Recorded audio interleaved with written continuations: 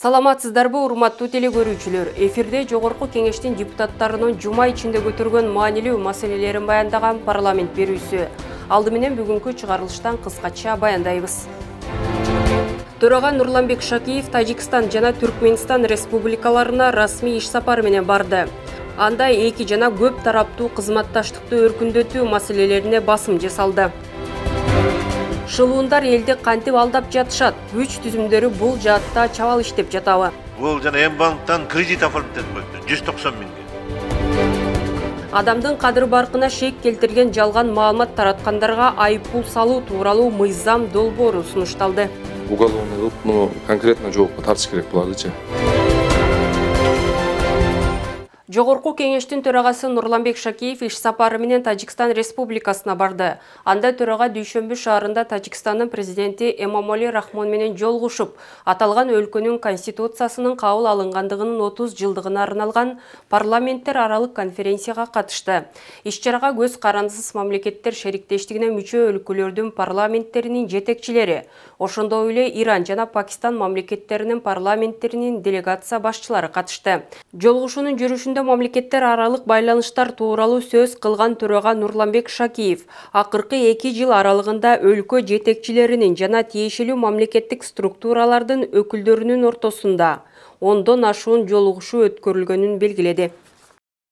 Ага улайлы төрага Нурланбек Шакиев Түркменстандын Борбор калаасы Ашхабад шаарында өткөн Борбор Азия өлкөлөрүнүн жана Корея Республикасынын парламенттеринин жетекчилеринин экинчи жолугушуусуна катышты. Расмий сапарда төрага бир катар жогорку деңгээлдеги жолугушууларды өткөрүп, кыргыз-түркмөн кызматташтыгын өнүктүрүүгө байланышкан бир катар маселелер, парламенттер аралык алакаларды арттыруу жаатында сүйлөшүүлөрдү жүргүздү.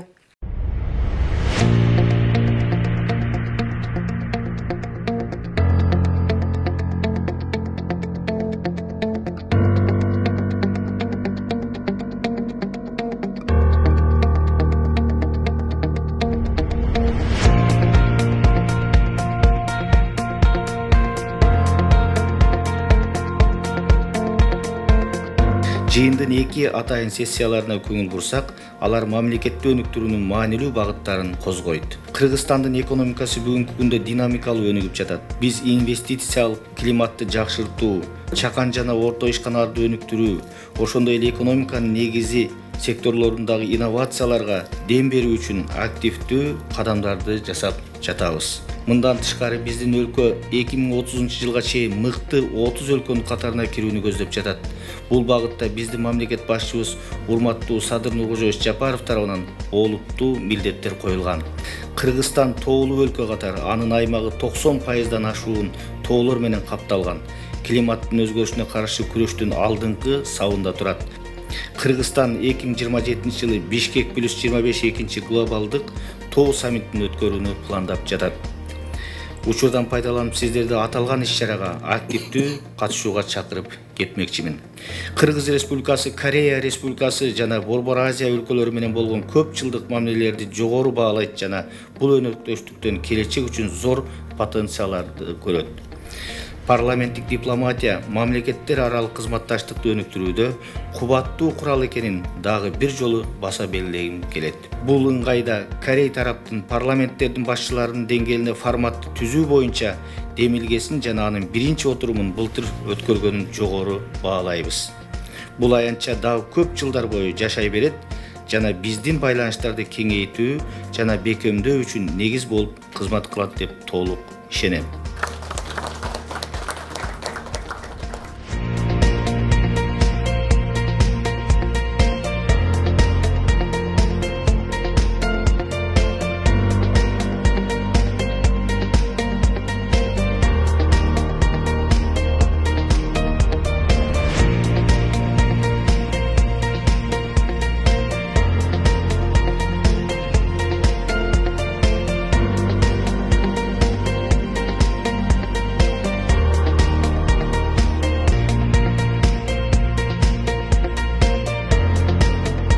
Ордош Түркмөн элине тынчтык, бакубатчылык гүлдөп өнүгүүсүнү кааламакчымын.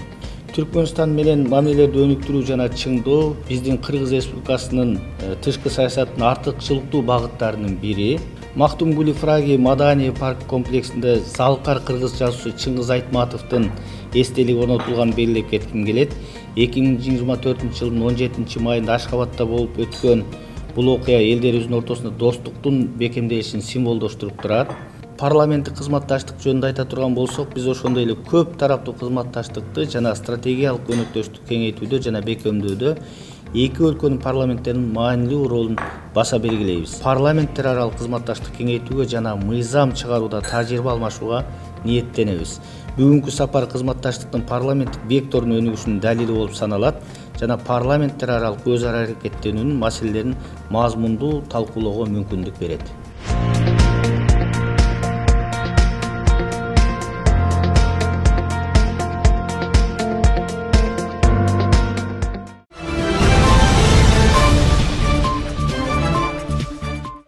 Жогорку кеңештин бюджет, экономикалык жана фискалдык саясат боюнча комитети 2023 жылга республикалык бюджеттин аткарылышы боюнча отчетун угуп, аны жактырды. Талкууда депутаттар социалдык объектилерди салууда, өндүрүш, айыл чарба, транспорт, жолдорду реконструкциялоодо бир катар иштер аткарылып жатканын белгилешти. Өткөн жылдагы республикалык бюджеттин аткарылышында 357 миллиард 747 миллион 600 миң сом жыйынды киреше болгон. Анын 344 миллиард 147 миллион 400 миңи чыгымдарга жумшалса, калган 13 миллиард 600 миллион 200 миң сом профицит менен аткарылган. Кыргыз Республикасынын улуттук статистика комитетинин маалыматы боюнча 2023 жыл үчүн ИДПнын анык өсүшү 6,2% түзүп, ал эми номиналдык көлөмү 1 триллион 228,9 миллиард сом деңгээлинде түзүлдү. Жооптуу министрликтин бардык тармактардагы 2023 жылдын бюджеттин аткарылышы тууралуу маалыматын угууда жетишкендик өсүү темпи болгонун байкоого болот. Депутат республикалык бюджетте профицит болуп атса, социалдык объектилер жана жолдор насыяга курулуп жатканын айтты. Бүгүнкү күнү профицит болуп, ашык чакча болуп атат. Күндө баягы кредит, гранттарды алып, жолдорубузду салып атабыз, бала бакча, мектептерибизди салып атабыз. Ал убагы келгенде биздин балдарыбызбы, инилерибизби, карындаштарыбыздын мойнуна түшкөн карыз акчаларда бир убакта бардыгын кайтарып беребиз эми. Талкууда эсептөө палатасынын корутундусунда финансылык мыйзам бузуулар көрсөтүлгөн. Депутат каржылык мыйзам бузуулар менен мамлекеттик казынадан ордоолор болгон же жоктугун тактады. 85 миллиард 389,262 миллион сом нарушение болгондо, финансылык нарушение. Ушу боюнча эсептөө палатасынын аудиттери айтып койсо, кайсы мекемеде же министрликте көп бузуу болгон. Сиздерде мындай анализ кылдыңыздар да? Бюджеттин аткарылышын карап атпайбызбы? Негизи ушу бюджеттик мекемелерден чыгат, анан жанагы өзүнүн финанс министрлигиндеги мүчөлүштүктөр да бул. Эл өкүлү республикалык бюджеттин аткарылышында туура эмес көрсөткүчтөр бар экенин билдирип, аткаруу бийлигинин ишин сынга алды. Кому нужна такая статистика? Мы ради чего вообще? Ради этих красивых цифр работаем? Или все-таки ради того, чтобы улучшить жизнь нашего государства и нашего народа? Бөлүнгөн каражатты өздөштүрө албай жаткан министрликтер менен анын ичинде алардын кызмат адамдарынын жоопкерчилигин күчөтүү мезгил талабы. Кээ бир министрлердин же жетекчилердин шалакылыгынан, же ишти толук апара албагандыгынан даяр акчаны иштете албай калгандар да бар да, ошолордун тура. Анат бершілер ең чоң мындай неосвоениялар бұл жана по линии ПГИ, программа госинвестиция. Ошол боюнча өткөн жылдары ушу премьердин деңгээлинде совещание өткөзүп, бир топ министрликтерге эскертүү киргизди. Депутат Надира Нарматова бала бакча, мектепке чейинки билим берүү мекемелерине штаттык бирдиктерди киргизүү үчүн айлык акыларды төлөөгө республикалык бюджеттен зарыл каражат каралышы керектигин белгиледи. Бала бакчалар курулса дагы бүгүнкү күндө ошолордун штаттык бирдиктери чечилбестен, штаттык бирдиктерди республикалык бюджеттин эсебине албасак, биз детсадтарды, бала бакчаларды нормалдуу түрдө иштете албайбыз. Эл өкүлү мамлекеттик кызматтарды, салык кызматынын ишин жакшыртуу максатында санариптештирүүнүн деңгээлин жогорулатууга кылдат көңүл бурууга чакырды. Цифровизация слабо идет налогов. Вроде всех заставляют переходить на цифровизацию. У них серверов не хватает. Шлюз старый между казначейством, ну это уже, конечно, к вам больше вопрос, между казначейством и гражданами. Когда платят налог, никто не отказывается не платить, да, там все говорят, давайте, мы готовы. Налог садится через 3 дня, через 4 дня, ну так же не должно же. Жыйынтыгында өткөн жылдын отчету эске алынып колдоо тапты. Коомго таанымал атагы чыккан маданият өкүлдөрү же чоң кызматта аркалаган аткаминерлердин атын жабынып жардам, ири суммадагы каражат сураган алдамчылар көбөйдү. Шылуундук жол менен банк аркылуу акча котортуп, тааныштардын атынан асия каттатып койгондордун тизгини тартылабы? Элдин мындай жагдайга көп туушар болуп жатканын байкаган эл өкүлдөрү жооптуу тармактын өкүлдөрүн чакырып маалымат алды. Жогорку кеңештин жыйынында депутаттар телефон чалуулар, жасалма интеллект жана банк карталары аркылуу жасалган алдамчылык фактыларын алдын алуу жана бөгөт коюу боюнча укук коргоо органдары тарабынан көрүлүп жаткан чаралар тууралуу маалымат укту. Баяндамачы Абдиев Нурбек Такабаевич, ички иштер министринин орун басары. 2024 жалпысынан Ички иштер министрлиги тарабынан 27 миңден ашуун кылмыш иши катталган. Маалыматка таянсак, уурдоо, каржы пирамидалары оор кылмыштын саны мурунку жылдардагы көрсөткүчтөргө салыштырмалуу кыскарган. Бирок алдамчылык, тоноо боюнча 10.328 кылмыш иштери болуп, учурда алардын ичинен 7 миңи сотко жөнөтүлгөн. Эң кеңири таралган алдамчылык кылмыштары болуп төмөнкүлөрдү белгилесек болот. Уюлдук телефон менен байланышкан алдамчылык фактылары боюнча 867 кылмыш иш өндүрүштө болуп, анын ичинен 508 фактысы кылмыш бет ачылган. Анын ичинен банктык карточкалар аркылуу жасалган алдамчылык боюнча 67 кылмыш иш өндүрүштө болуп, бет ачылган 30. Карыздарын өндүрө албай калган эл блогерлерден жардам сурашууда. Бул канчалык деңгээлде мыйзамдуу экенин депутат тактады. Нурлан Мотуев дегенге кайрылып атат. Ошол мыйзамдуу эмеспи ошол? Урматтуу Камил Абдуразаковна, Нурлан Мотуев боюнча биз материал каттап кечөгүн кишини алып чыгып, мындай түшүндүрүү иштерин жүргүзгөнбүз. Мамлекеттик орган туруп, ушундай иликтей турган профессионалдар туруп, анан эл ошол министрликке, органга ишенбей калганда гана аргасыздан кайрылып атат эл. Ал кишиге дагынчы, менин оюмча. Алдамчылык жол менен бирөөнүн турак жай, унаа же акчасын алып бербей койгон шулуундардын тизгини тартылабы? Акыркы кезде өлкө жарандарынын көпчүлүгү электрондук капчык аркылуу үрөй учурган окуяларга кабылышууда. Кабардары жок, бирок өз наамына жазылган онлайн насыяны төлөй албай убара тарткандар арбыды. Жакында эле мага бирөө кайрылды.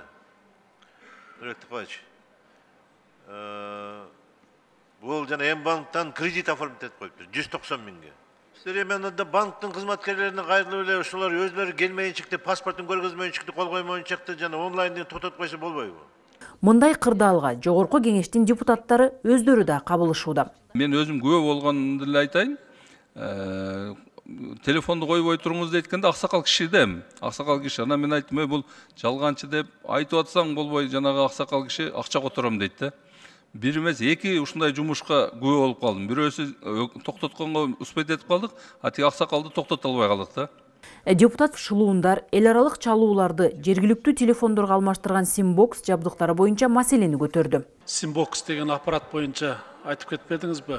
Бул кайсы мамлекеттерден келип атат? Анан эмне болгон маалымат аппарат экен ушул? Бул чет мамлекеттен келет. Аппаратура катары келет дагы. Алып келип бул жерге сим-карталар салып туруп, өзүнүн технологиясы бар да, анын секреттерин айтпай эле коелу. Ошону колдонуп, чет өлкөдөн чалынган номерлерди биз номерлерге айландырып коет да. Депутат Улуттук банк мындай алдамчылык фактыларынан коргоо үчүн натыйжалуу чараларды көрүшү керек дейт. Ал ошондой эле жарандардын жеке маалыматтарын коргоого көңүл бурууга чакырды. Булар телефон чалып атканда адам жөнүндө көп маалымат бар экен да. Булар же банктарданбы, же башка маалымат булактардан адам жөнүндө толук маалыматты билет. Каяктан төрөлгөн, жана башка. Ошого карата кандай иштер кылып атасыздар? Утечка данныхты токтотуш үчүн. Түндүк инфоком менен чогуу биргелешип иштерди алып барып атабыз. Айрыкча мынагу акыркы мезгилде мошенничество күчөгөндөн кийин бүт выявленияларды чогуу эле алып барып атабыз. Карап атабыз, кому дать доступ на общий и кому не давать да. Замирбек мырза, бир изилдеп чыгыңыздарчы, кимден утечка кетти, анан кийинкиде ошондой кайра болбош үчүн бир чараларды көрүңүздөр, Санариптешүү өнүгүү доорунда жасалма интеллекттин күчү катуу талап кылынууда. Банктагы элдин акчасын алдагандар Кыргызстанда эмес, чет жакта отуруп, алардын каражаттарын башкарууда. Андыктан банктын кардалары өз укуктары кээ бир учурда корголбой калгандыктан акчаларын накталай сактоого муктаж. Телефондук мошенничество болчу мамлекеттин экономикасына дагы аябай чоң сокку да. карточкадан урдоо. Теманы улай алдыдагы мүнөттөрдө ушул алдамчылык фактылары боюнча кеп курган турабыз. Ал үчүн биз бүгүн студиябызга конокко Жогорку Кеңештин депутаты Эгембердиев Арсланбек Абдыкайымовичти чакырганбыз. Саламатсызбы? Кыргызстанда ушул алдамчылык фактылары аябай көп катталып атат да. Айрыкча ушул телефон аркылуу, социалдык тармактарда, жасалма интеллект аркылуу ушул жарандарды алдап чоң суммадагы шылуундардын тузагына түшкөндөр да көп болуп атат. Сиз да ушул теманы көтөрүп, ушул кечээ күнү жыйында ушул атай инициатор болуп, ушул күч түзүмдөрүнүн маалыматын угалы дедиңиз. Буга эмне себеп болду? Бүгүнкү күндө Кыргызстанда азыр уурулук, терроризмден дагы, бандиттен дагы мына ушул көйгөй чоң проблема болуп атат да. Аны биз эл арасында жүрөбүз да, билебиз да. Эл менен жолугушканда, сүйлөшкөндө бүт эле ушинтип кайрылышат да. Телефондон акчабызды урдап коюп атат, карточкабыздан акчабызды урдап коюп атат деген ушул элдин сөзүн угуп эл арасында жүргөндөн кийин андан кийин соц тармактарда дагы мондой мошенничество болуп атат, мынтип алдап кетип атат, мынтип урдап кетип атат деп баарыбыз эле көрүп атабыз да, билип атабыз да. Анан ошол боюнча бул күч түзүмдөрү эмне иш алып барып атат, кандай жыйынтыктар болуп атат, урдаткан элдин акчасын кайтарып берип атабы же кайтарып бере албай атабы, мына ошол боюнча бүгүн угалы деп ошолорду чакырганбыз. Негизи эле ушул кандай сунуштарды берет элеңиз шылуундар менен, алдамчылар менен иштөө багытында? Мен сунуш берейин деп атам. Бул азыркы санарип багытында болуп атпайбы, цифризация менен бүт бардыгы, телефон, компьютер бардыгы. Балким бул алдамчылык менен күрөшүүгө бүгүнкү күндө биздин Кыргызстаныбызда IT специалист жетишпей аткан болушу мүмкүн. Эгерде андай IT специалисттер жетишпей аткан болсо, чет мамлекеттен алып келели деп атам. Азыр сунуш берейин деп атам. Керек болсо алып келели. Алардын айлыгы кымбат болот. Мисалы үчүн арзанга келбесе керек. Мейли кымбат болсо дагы алып келип, негизги ушу 1 жылдын ичинде ушулга чекит коюп, ушул мошенничествону токтотолу деген ой максат. Жарандардын ушул коркуу сезиминен ушул банктарга карточкаларына акча салгандан коркуп үйлөрүндө сактайт дедиңиз, экономикага бир терс таасир этет дедиңиз, ушул боюнча кененирээк айтсаңыз. Туура. Себеби мындай да, бул маселе боюнча мамлекет накталай эмес төлөмгө өткөрүш үчүн, карточкада акчаларын кармаш үчүн, банкта акчаларын кармаш үчүн мамлекет өтө көп күч жумшады да, өтө көп күч аракеттерди кылды. Бул бир күндө ишке ашып калган жери жок. Бул деген жылда көп деген жылдарды талап кылды. Мына ошентип ошондой күч эмгек жумшап, элди бүгүнкү күндө накталай төлөмдөн чыгарып, карточкага акчасын сала турган кылып, банкта кармай турган кылып, элди көндүрүп, баарына эл өзү көнүп калган бар. Эми бүгүнкү күндө монтип карточкасынан акча урдап атса, телефонунан урдап атса, эл бул карточкада кармабай акчасын үйүндө кармап калат. Мен өзүм деле ошондой ойдо болуп калдым. Себеби карточкага акчаны урдап коет экен. Урдаганда дагы мен жана да айттым, бир ссылканы жөнөтөт экен. Ал ссылканы бассаң эле сенин карточкаңан акчаны урдап коет экен. Бул мошенниктердин жолу өтө урдоонун жолу оңой болуп калыптыр да. Ошон үчүн бул кооптуу болуп атат. Келип бергениңиз үчүн чоң рахмат. Биз болсо программабызды андан ары улантабыз.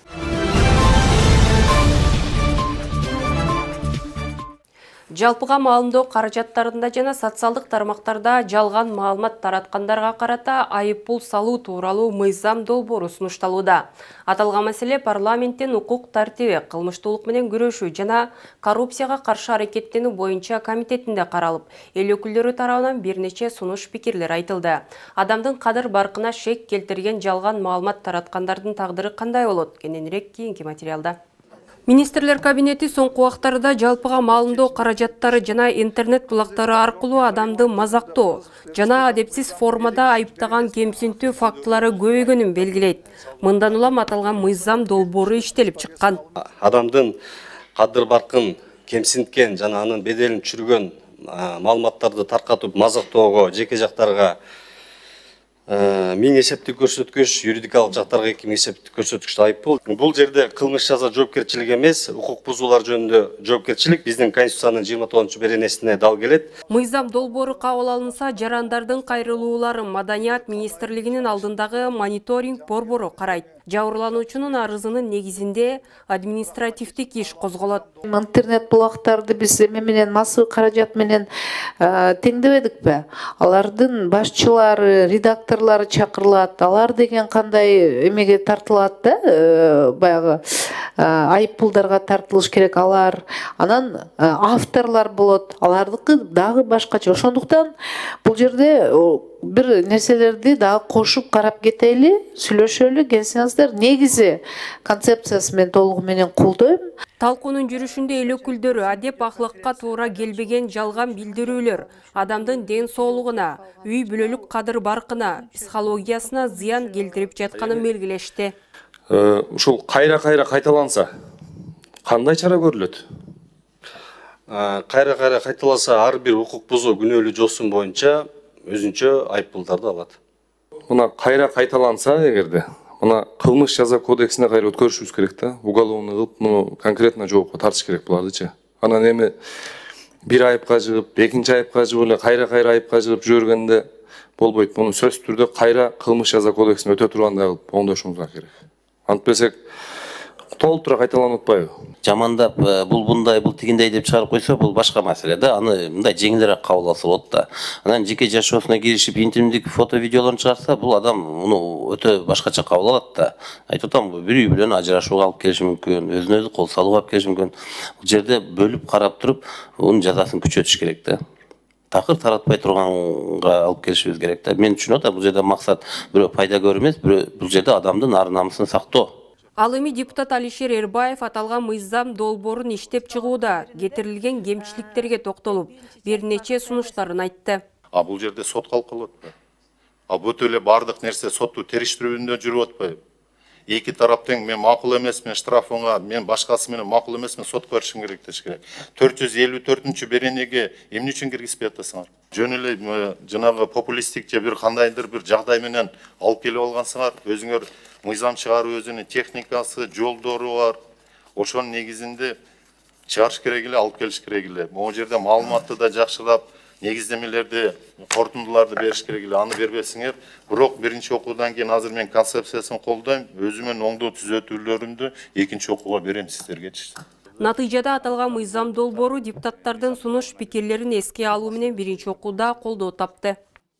Күн сууктап өлкөдө кышка камылга кызуу жүрүүдө. Парламентте ар кандай маселелер саатында эл өкүлдөрү аткаруу бийлигине калкты электр жарыгы менен камсыздап, көмүр кендерине транспорттук коридор ачууну жана кара алтындын баасын көзөмөлдөө, ашууларды көзөмөлгө алуу тапшырмаларын коюшту. Аны менен катар жыйында аймактардагы актуалдуу социалдык көйгөйлөр айтылды. Медициналык жагдан тейлөөнүн абалы ансыздан начар болуп жатса, ооруканаларды жабуу акылга сыйбаган көрүнүш болууда. Ошол эле маалда эң эле зарыл болгон дары-дармектер тартыш. Канчалаган жылдардан бери Каракол айылында оорукана иштеп келген. Бул оорукананын баардык дарылоо бөлүмдөрү болгон. Эми азыр ал үй бүлөлүк борбору бар эле, төрөтканасы бар эле, лабораториясы бар. Мындан 5-6 жыл мурун талапка ылайык төрөтканасын жаап салыптыр да. Азыр эми АТРдин негизинде бир топ айылдар кошулуп атат да. Кошулгандан кийин алар кайда барат? Мурун деле проблема болчу дейт. По потребности лекарств в Национальном центре онкологии и гематологии на сегодняшний день непонятно, кто и как формирует потребность химических препаратов, базовых препаратов, потому что их катастрофически не хватает. Я приведу один небольшой пример. Препарат называется герцептин. Он жизненно необходим для тех пациентов, у которых рак молочной железы. Допустим, по одному этому препарату поступило 100 упаковок. Одной упаковки каждый пациент, чтобы получил один курс в течение 1 месяца, нужно дать ему 3 упаковки такого препарата. То есть этот препарат получат 33 человека и обеспечат их ровно на 1 месяц, на 21 день, не больше. И вот представьте себе, Алмаз Ахунджанович, при потребности где-то около 400 женщин, всего лишь 33 человека получают на 1 месяц этот препарат. Мы даже не можем 10% обеспечить, понимаете? Ал эми Новопокровка айылындагы оорукана ачылуун чиновниктердин колуна өтүп кеттир. Приватизация кылып алды эле, ошону кайрып берди да. Эч кандай соту жок деле, эчтекеси жок эле, ошол убагында бир чиновниктер алып койгон экен. Азыр мындай сунуштар болуп атат, областной роддомдо шерге оторсокпу деп, же больница кылсакпы депчи. Ошону бир оңдоо иштерин жасап, ошо жерге Минздрав bir эми ашса болот эле да. Эмне үчүн дегенде кичине туруп калса ал кайра талкаланып калат да. Soğuştun ardagerlerine berile turgan kompensatsiyanın kölömü 15 yıldan beri özgörüsüz kalgan. Улуу ата мекенде согушка катышкандар 7000 сом экен. Афганистандагы согуштук катышуучулар ай сайына 6000 сом эле. Аскердик кызматтын милдеттерин аткарууда курман болгон аскер кызматчылардын үй бүлөлөрүнө 1000 сом өлчөмүндө компенсация алышат экен да. Бул сумма ушу 15 жылдан бери ошол эле сумма келип атат да. Мамлекеттик кызмат көрсөтүүдөгү башаламандыкты жойбосо болбойт. Мамлекет органдардан справка алганда, мүлүктү кайра каттоодо же болбосо салык отчетторун тапшырууда мына бул абдан бир көйгөйлүү маселе жаралды да. Мына мурда сатып ийген мүлүктөрү кайрадан дагы эле алардын атына чыгып атат. Же болбосо эң кызыгы күлкүлүү такыр алардын атында болбогон мүлүктөр дагы чыгып атат. Аларга эмне? Алар акча төлөш керек да, бул салык кызматына барыпчы. Ушул башаламандыкты тез арада жоюш керек. Биздин жарандар абдан кыйналып атышат. Алардын үйүнө кагаз келип атат. Сен атыңда мындай мүлүк бар, ошого акча төлөгөн жоксуң, мынча штраф салынат дегенчи. Караса андай мүлк дакыранда болгон эмес, андай мүлүктү алган эмес алчы. Айрым айылдарда мектеп жок, ал эми айрым айылдагы мектептердин чатырлары тешилип бүткөн. Бизге Сузак районуна караштуу Сузак айылынын өкмөтүнүн Аскар ата айылынын жашоочуларынан кайрылуу түштү. Ал айылдын калктын саны 17 000 экен. Бирок ошо айылда мектеби жок экен. 98-жылы айыл өкмөт тарабынан жер тилкеси бөлүнүп берген экен. Бирок азыркы күнгө чейин ал мектеп курулуш иштери башталып элек и болуп элек дагы. Нокат районунун Мирмахмудов айыл өкмөтүндөгү Абдул Кадри мектеби. Кече мына 2 күн жамгыр болду. Сырттагы жамгыр жаап атат и ичинде класс мектептин класстын ичинде дагы сырттагыдай жамгыр кирип атат. Мына видеолорун жиберишти, сүрөттөрүн жиберишти. Калкты таза суу менен камсыз кылуу маселеси көйгөйлүү маселе боюнча калууда. Нарын районуна караштуу бул Учкун айыл өкмөтүнүн бул Сары жана Жылаң Арык айылындагы жергиликтүү кеңештин депутаттары мага кайрылып атышат. Бул болсо бул ошол Учкун айыл өкмөтүндө 2 айыл бар экен.